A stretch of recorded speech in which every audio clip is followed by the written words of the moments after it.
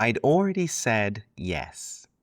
That's the part nobody tells you about when you're turning down a promotion. By the time you say no, you've usually already said yes to yourself, in your head, in the version of the conversation you rehearsed in the shower. You've already tried it on. You already pictured the title. I was on a video call with my boss in London. He looked disappointed. I told my line manager in person earlier the same day, but this was the one that mattered, and I could see him on the screen trying to work out whether I was serious or whether this was a negotiating move. 2 weeks earlier, I told him I was in. Now I'm telling him I wasn't. Same job, same money, same me. Nothing on paper had changed. What had changed was a conversation with my husband, where he asked me one question I didn't have a good answer to. This is episode 20, the last in the arc, which was the Sunday Scaries, then the salary trap no one warned you about, and now this, the promotion I turned down in 2024, and the question that broke the spell. You've built the career, you're building the portfolio, you're close to freedom, so what now? Welcome to Life After Enough, money, meaning, and the life you design when work becomes optional. I'm Nick, I'm racing towards early retirement and figuring out who I become when the job no longer dictates what I do with my time. Let's get into it. Here's how the offer came in. It wasn't a promotion handed to me. It was an invitation to interview. Internal candidates, external candidates, another person from my team. But I was the heir apparent. The role was mine to lose, but I still had to compete for it. And I said yes immediately. I want to be honest about how fast that happened, because it's the part of the story that matters most. It wasn't a considered yes. It wasn't me weighing it up against my financial plan or my exit timeline or any of the things I think about every day. It was almost like it was a reflex. Some part of me, the part I thought I'd already retired, clicked back on. The part that wanted the title, the part that wanted to be told I deserved it, the part that read high profile, high importance, the team relies on you, and felt the warmth of that. I deserved this. I could do this. I want the recognition. Well, that's the version of me from 5 years earlier, the version on a smaller salary, climbing, the version who would have grabbed it without thinking. An old version of yourself doesn't necessarily disappear when you start building towards financial independence. It sits there in the background.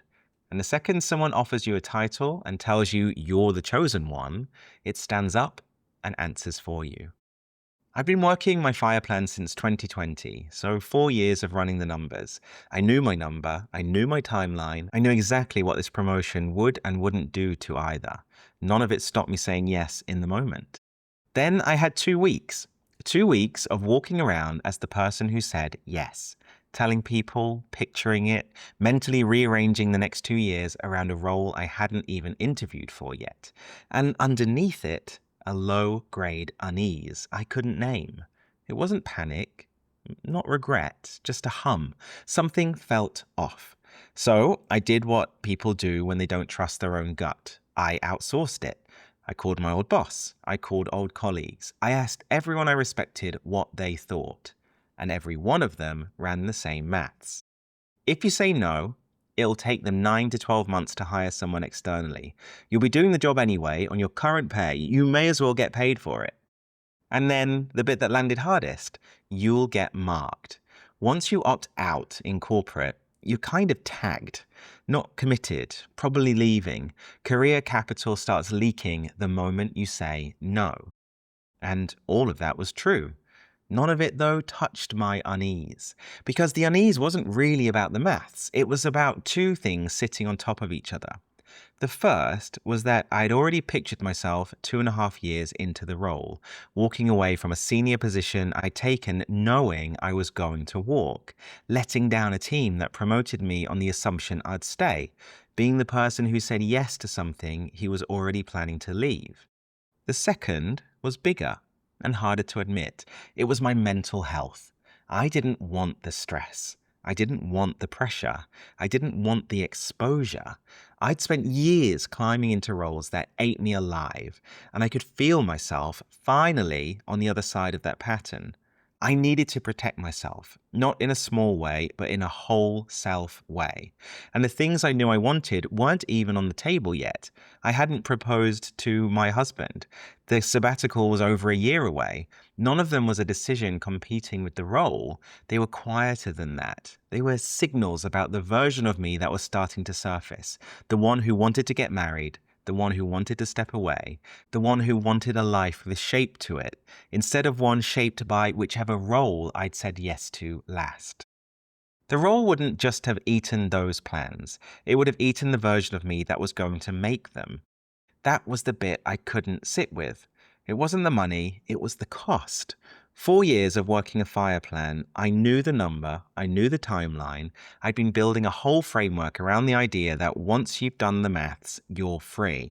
The maths didn't set me free. The maths sat in a spreadsheet while I agonized for 2 weeks and mentally accepted a job I knew somewhere underneath I was going to take for the wrong reasons.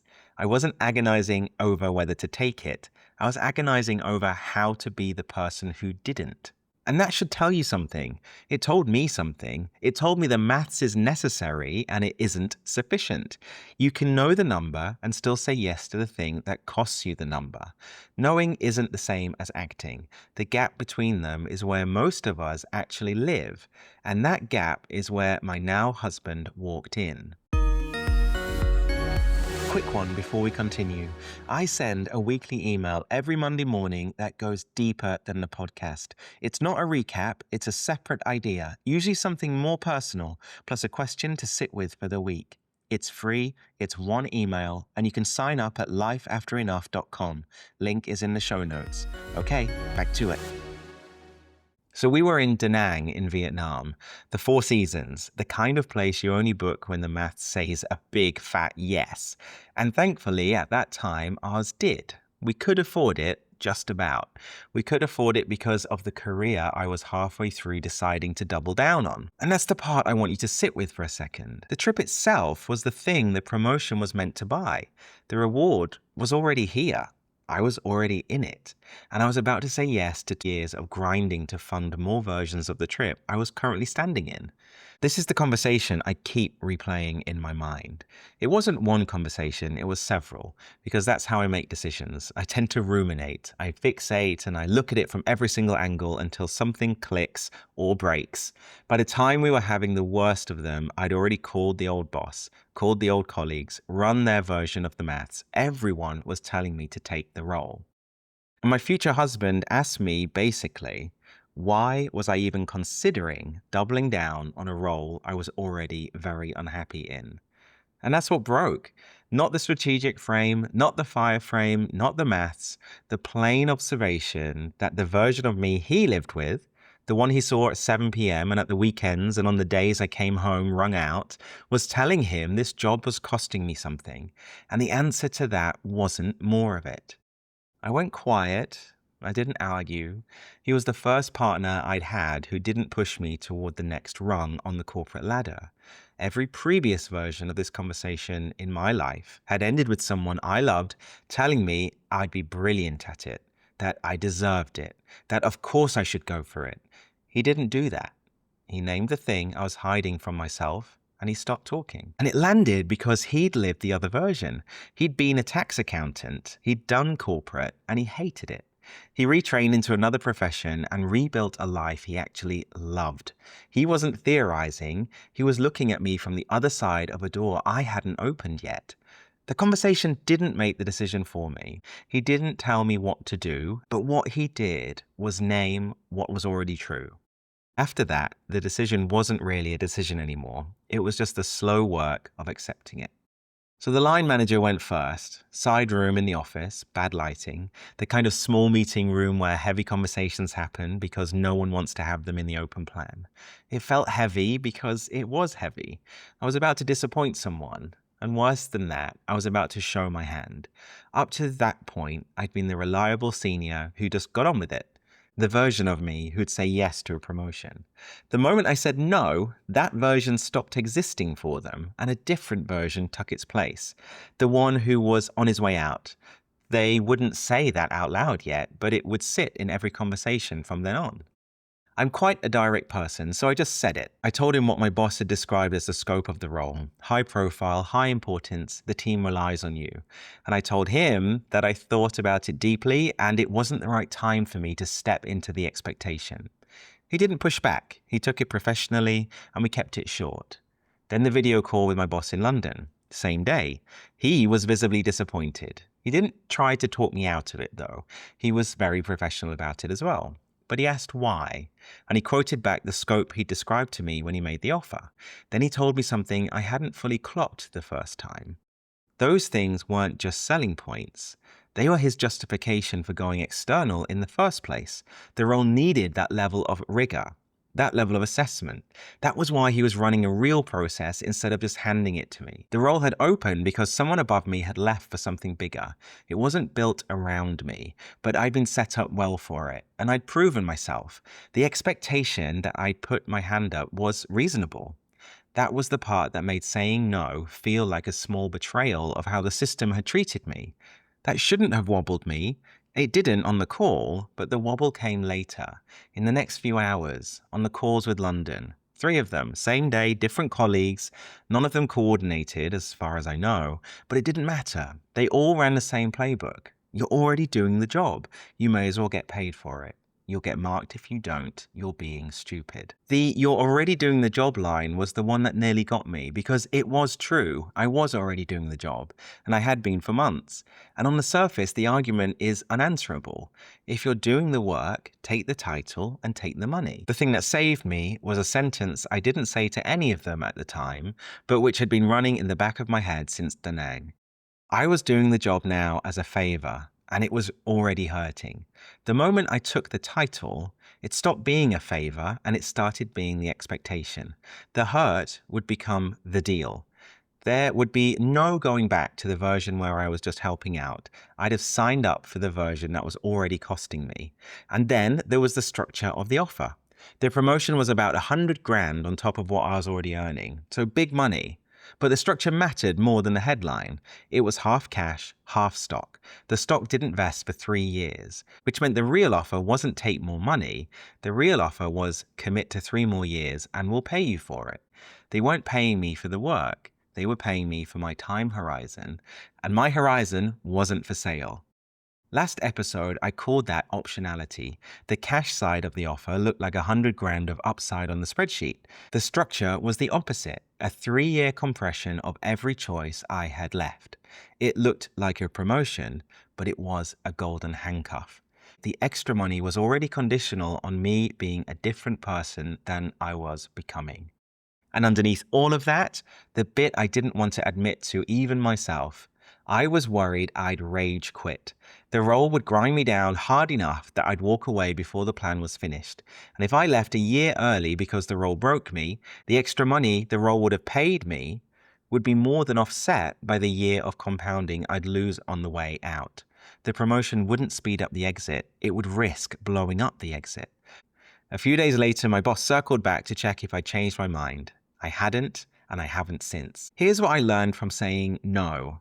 The maths didn't make the decision for me. I want to be honest about that, because the maths is what I trust most. Running the numbers is necessary. It's the floor. Without it, you can't even have the conversation. You're just hoping. But the maths isn't sufficient. 2 episodes ago, I called the thing I was feeling for those 2 weeks the Sunday night test. The low-grade hum of unease that turns up before you can name it, and the spreadsheet can't hear and the strategic frame can't argue with. That was what I'd been carrying around since I said yes. I've been running my FIRE plan since 2020, 4 years before that promotion came up. 4 years knowing my timeline, no audience, nothing to perform, just me, the spreadsheet, and a private plan I'd been quietly working towards.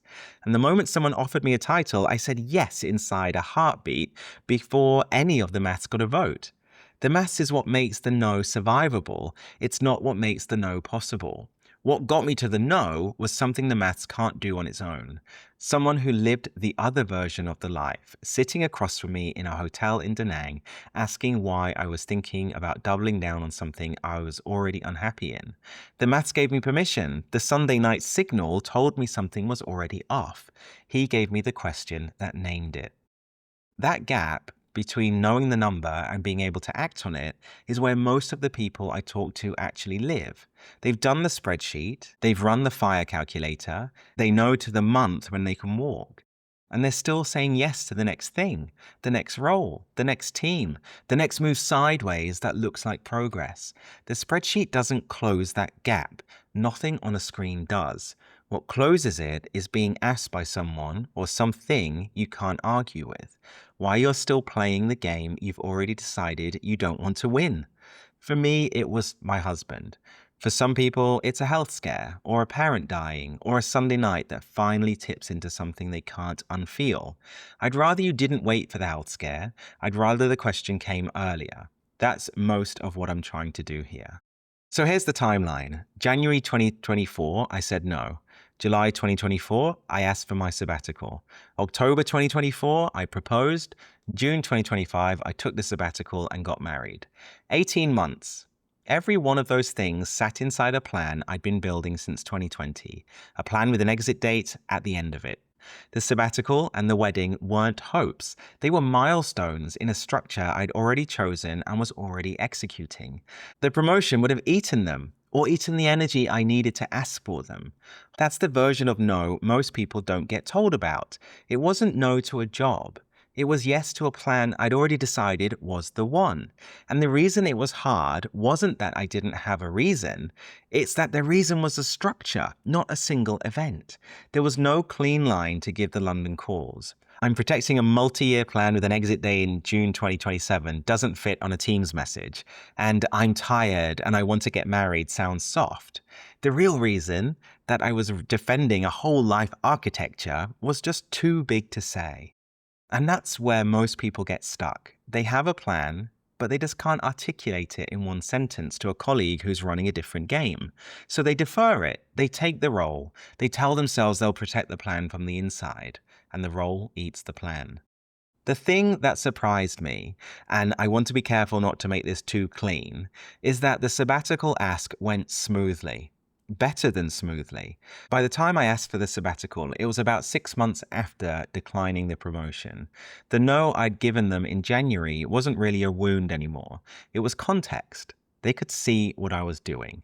The shape of the next 18 months explained itself. They gave me the sabbatical in part because the no had already told them I wasn't on the standard track. The London calls warned me I'd get marked. And they were kind of right. I did get marked. But the mark wasn't uncommitted or probably leaving in the way they meant it. The mark was this one's playing a different game. And that mark, it turned out, was more useful than the one they were trying to protect me from. Here's where I'd usually turn this into a lesson for you, and I'm going to, but I want to land one more thing first because it's part of why I can tell this story honestly. A few months after the end of my sabbatical, the same company raised the same kind of role again with me. Less formal this time, no process, no external candidates, just a signal. Would you be interested if this came up? I, somewhere between 3 and 4 glasses of wine in, actually said yes. And then it all went quiet. It might come back around, it might not. I genuinely don't know. And the thing I want you to notice, the thing I had to notice in myself, is that I don't really care. That's the bit that surprised me. In 2024, the first offer ate 2 weeks of my life. I rehearsed it in the shower. I called people. I lay awake. The version of me who said yes inside a heartbeat is the same version who couldn't let it go. This time, I said yes. The company went quiet, and I haven't thought about it once between the wine and now. I haven't chased it. I haven't asked. I haven't built a story about what it means for my career that they raise it and didn't follow up. I haven't done the maths on what it would mean for the exit if it came through, which tells me something. The ladder hasn't changed, but I have. If it does come back, I'll probably take it. The plan is locked in. The exit is funded. June 2027 isn't moving.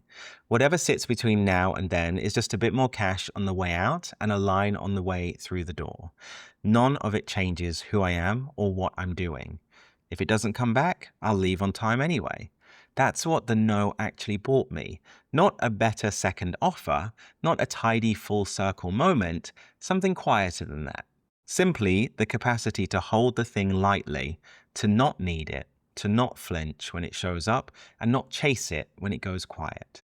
And I want to say this clearly because I'm grateful and I don't want it to read otherwise. The team I work with is part of why the plan is finishable at all. They've paid for the runway. They've given me the sabbatical. They've raised the role twice, and that deserves to be said. But the reason the second one could pass through me without leaving a mark is that I said no to the first one.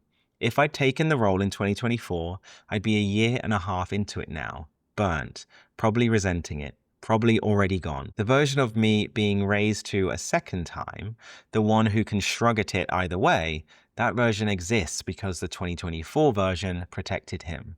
Which brings me to you. Quick pause.